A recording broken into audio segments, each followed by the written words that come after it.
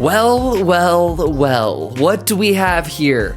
Yet another episode of the most infrequent, inconsistent podcast on the planet, the Minty Mobile Games Podcast. I might actually rename it in a bit because we kind of talk about a little bit of everything here. But if you're new, I focus on mobile games I'm currently playing, mobile games I'm looking forward to, just general things in the gaming space, as well as games on other platforms I'm looking forward to. And then my thoughts on just gaming or the state of gaming or the state of YouTube from a creator's perspective in general. So if you guys enjoy that kind of stuff, please stick around. I'd love to have you here. Share your thoughts in the comment section down below. This is not just something where I'm just yapping at y'all and I don't expect you to yap back. So just treat this as someone just chopping it up with you, with a homie or whatever, and let's get right into it. Now, it's been a while since the last podcast, as I've said. I have a couple bullet points as usual. I always just go off the cuff with these. I wing it the whole time. I hope the audio is good and everything. But we're going to start off with just mobile in general. I'm not going to do it in super order or anything. I'm just going to rattle off some stuff.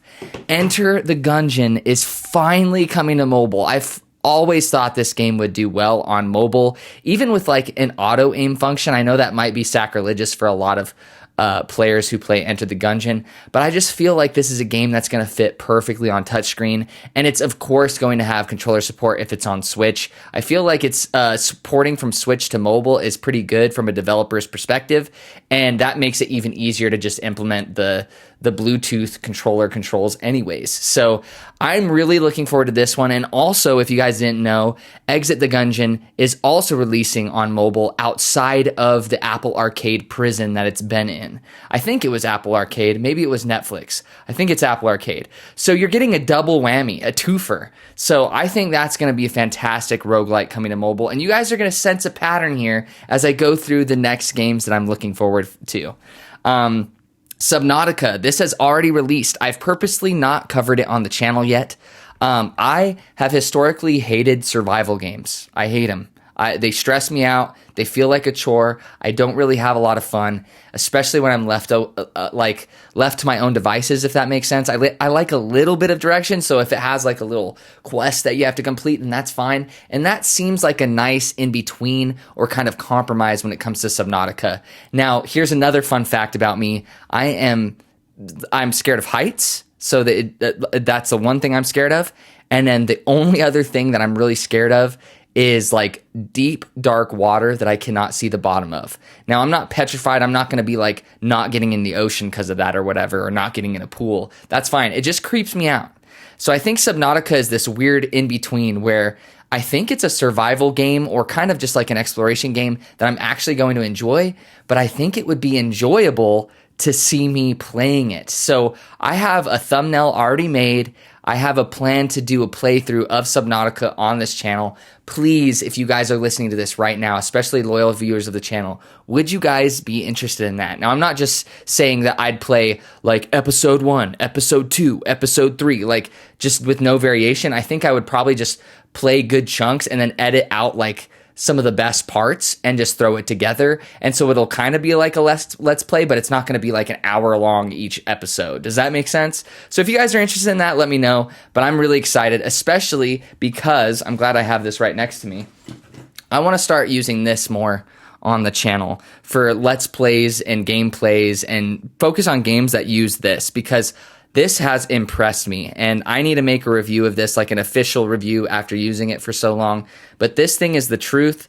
For, I think it was $30, you literally cannot touch this. If anyone asks for like a good mobile gaming controller, this is going to be the one I suggest them if they want it to fit in the controller itself.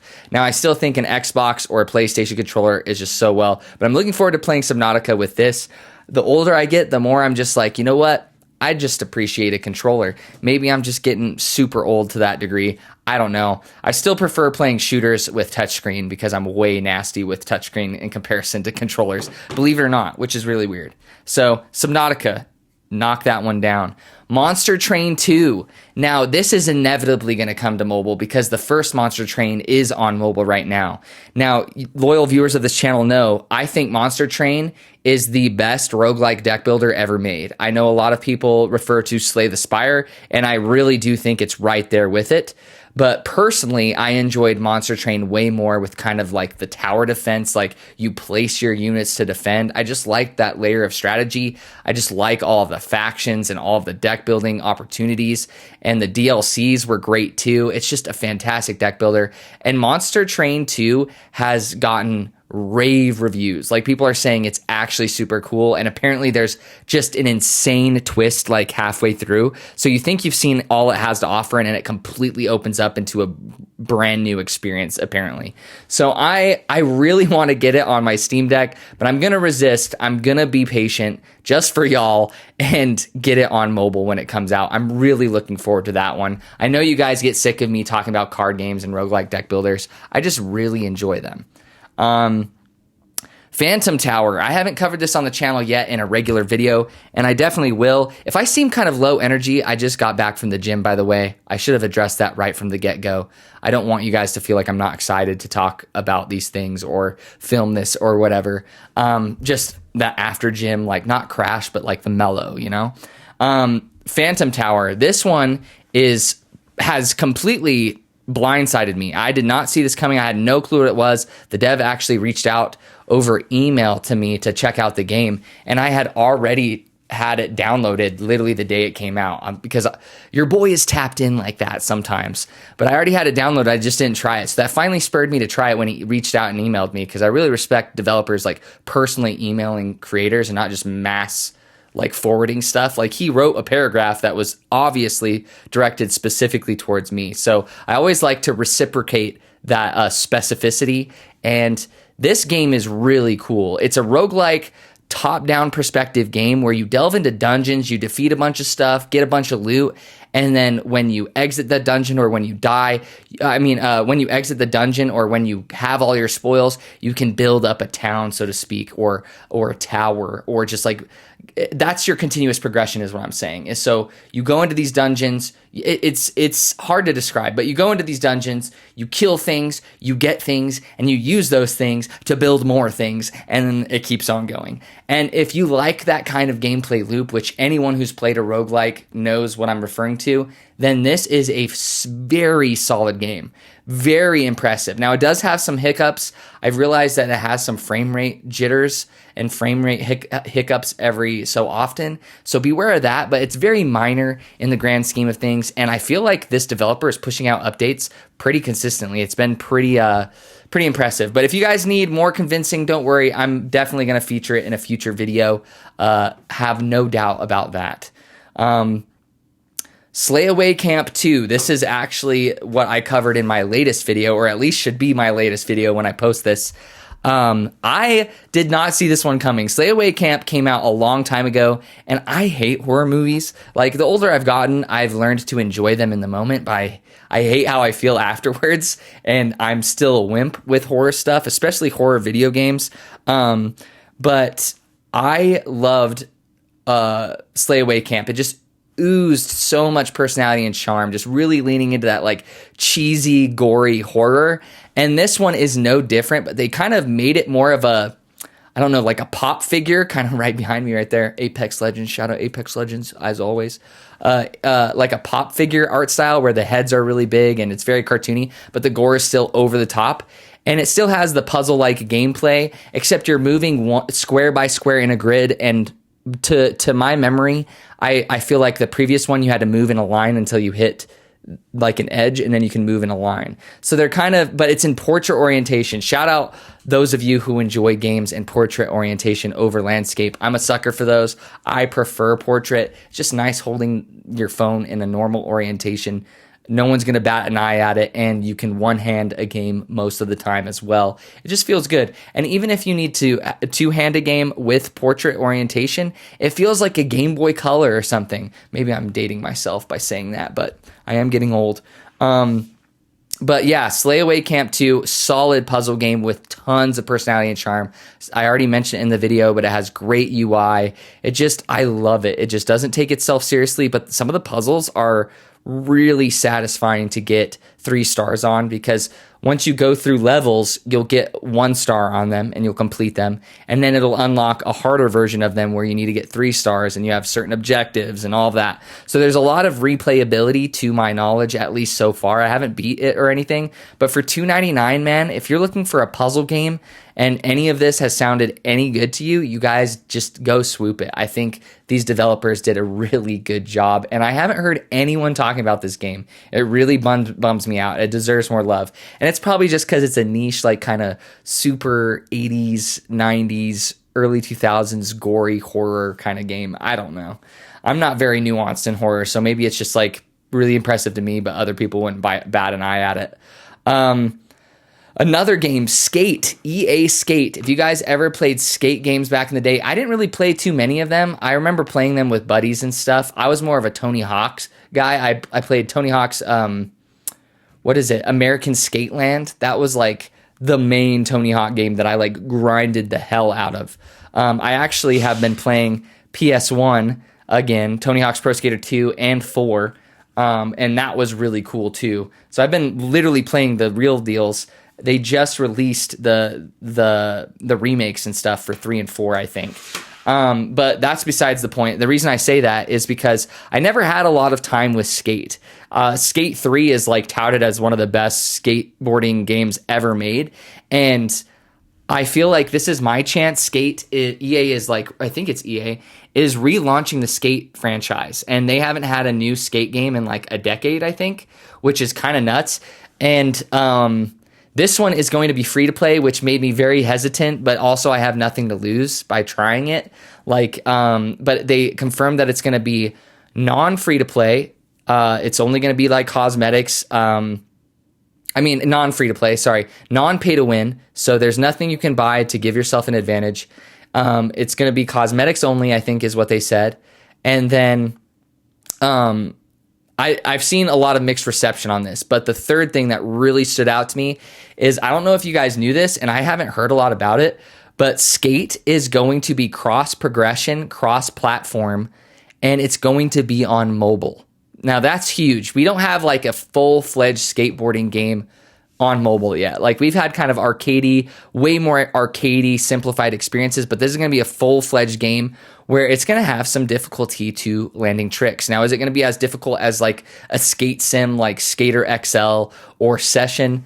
No, it's not. But it's going to be a nice in-between where it can appeal to people who like the more Tony Hawk-esque, Tony Hawk Pro Skater stuff, or tricks or unrealistic lines, and then they're going to have the realism there for you too.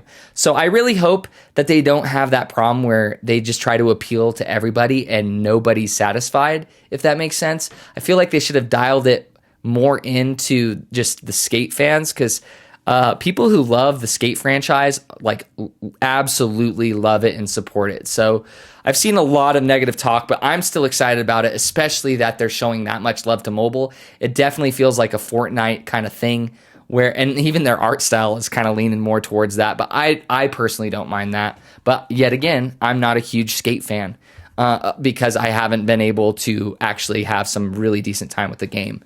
So that's really exciting, and it's free, so I'm definitely going to download it.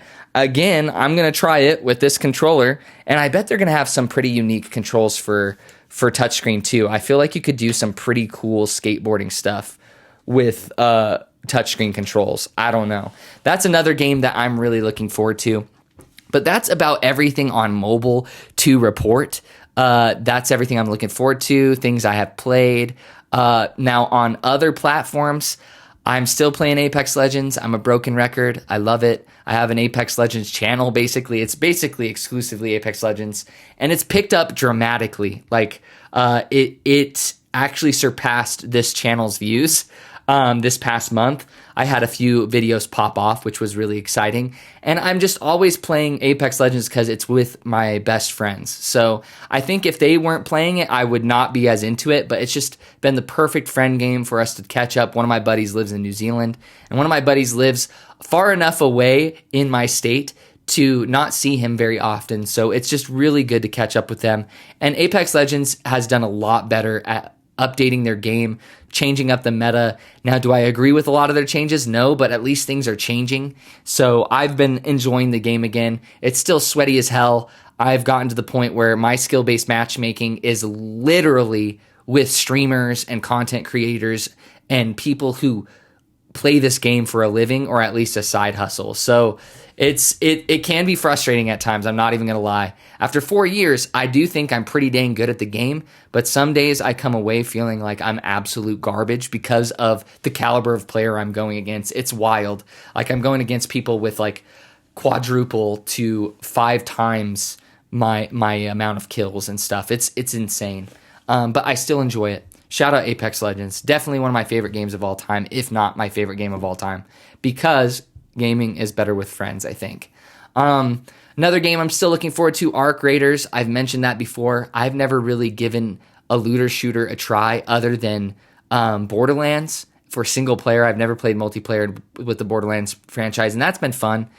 I have also played Destiny, the complete edition, Destiny 1. I haven't played it. I played the campaign of Destiny 2 and I hated it, so I never really picked it up again.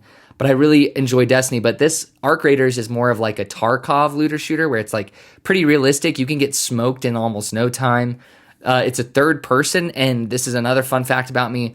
I really enjoy third person games. I know some people absolutely hate them. So glad I just caught that. I've been talking for about 5 to 10 minutes after what you just saw previously. And I muted the mic on the top, and I am so glad it wasn't for the whole thing. But I was talking about Arc Raiders and how I really do enjoy third-person shooters pretty much as first-person. I used to like them more than first-person shooters, but I obviously there's more first-person shooters than third-person. So they feel kind of special to me when they finally come out. I really enjoy them. And I'm looking forward to having a more realistic looter shooter to play. And I know that my Apex squad, I think you can have squads of 4, maybe 3, maybe it's 3. But I know that we're going to easily transition into that game and have like a solid, fun, multiplayer, third-person shooter that's different from Apex, that gives us that escape and that break from the normalcy of playing Apex Legends. I'm just looking so, like all the gameplay. I dare you, go look up any gameplay of Arc Raiders, like just a YouTuber, like look up Jack Frags, for instance. I love that guy. Shout out Jack Frags. Go watch a gameplay of him playing Arc Raiders and tell me that doesn't get you stoked to play the game. And that's coming out in October. But other than that, my Steam Deck's been having problems, as I was mentioning before this muted, unfortunately. And I don't know what's been going on. It has difficulty launching games. I don't know if it's something with the software, if I messed something up or a setting. Something is wrong. And I spent like 20 to 30 minutes fiddling with it, trying to fix it. And I wasn't able to. So I haven't played a lot of Steam games. However, before that started happening, I did get Soulstone Survivors, I think is what it's called, during the Steam summer sale for $9. They entered 1.0, so it's no longer an early access. This is a game in the vein of like Vampire Survivors, if you guys are familiar with that. But imagine like the TikTok version of Vampire Survivors. So Vampire Survivors, I feel, is like a slow burn. Like it slowly escalates, and then all of a sudden, like things are getting crazy. But with Soulstone Survivors, it throws you right in. It's constant. You're constantly getting slapped with abilities, tons of things going on the screen. But what I really like about this one too is it gives you more objectives. You're not just wandering around. You need to go kill certain things, accomplish certain objectives, and then you're able to progress through gates, and you go from floor to floor, and you just keep on going. There are so many characters in this game, so many skill trees, so many like things to unlock. It blows my mind. For $9, the amount of content that I have seen so far in this game that's available to you is just disgusting. So I assume this is just going to be one of the games that I throw on late at night when I don't know what else I want to play. Just listen to a podcast and play it. That's going to be super sick. But I have been enjoying that one too. Now, what I'm totally flung off after that muting of me, but now on to the content creation aspect. How's the channel doing? How am I feeling about content creation? How am I feeling about YouTube in general? channel's still doing pretty well. I feel like it still has better stats than it ever has before. Videos are averaging more views than they ever have before. Even with me only posting once a week now. Those of you who used to watch back in the past, I'm sure you guys remember I used to post 2 to like 5 times a week back in the day. But now it's only once a week. And I chose that so I wouldn't get burned out. But I think for the first time since I've come back and consistently posted on this channel for years now, I think I have finally encountered a bit of burnout. Now, I think it's burnout specifically to do with editing videos.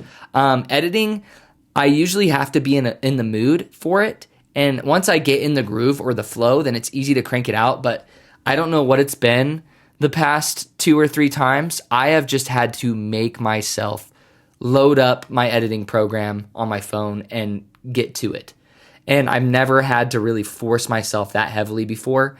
And I don't know how to react to that. I've never experienced this before.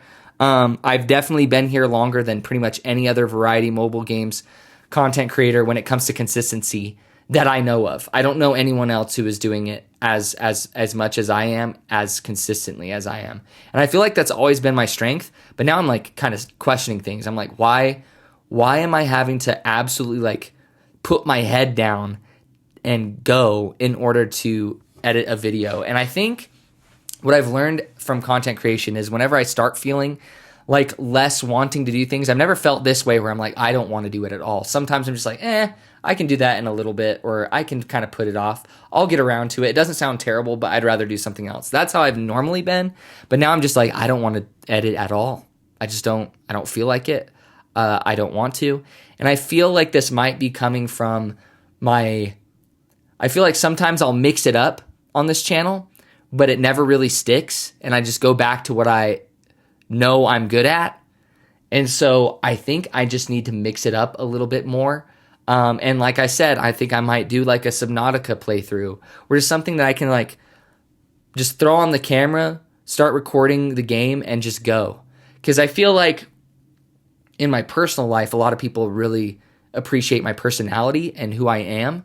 And I don't feel like aside from these videos, I feel like you guys don't see that in my content. Like, I think that's probably my biggest strength. As weird, I feel like that's like me almost sounding cocky or like full of myself. But like, I know that as a content creator, you need to play to your strengths while also trying to improve your weaknesses. And I feel like I've really focused on improving my weaknesses when it comes to content creation, but I haven't inserted myself and my personality enough in my content. So I'm just kind of brainstorming. I wanted to be honest with you guys. If you guys see like changes in consistency and stuff, I don't know what's going to happen. I really do want to keep up my upload schedule. I really do. Once a week, I think is totally doable. I think I'm just being a baby about it.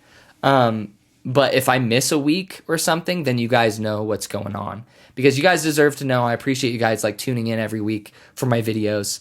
And I try to make them as quick as concise as possible, but maybe I need to make some longer videos. I don't know. I always feel like people come to my channel to get some game suggestions with just enough info to pique their curiosity, and then they delve into the game themselves. Like, I try to save y'all time, and I try to not be long-winded, and I just like give you the info you need to know and get you on your way. So I'm thinking of ways to change that up, and hopefully it'll help with my burnout.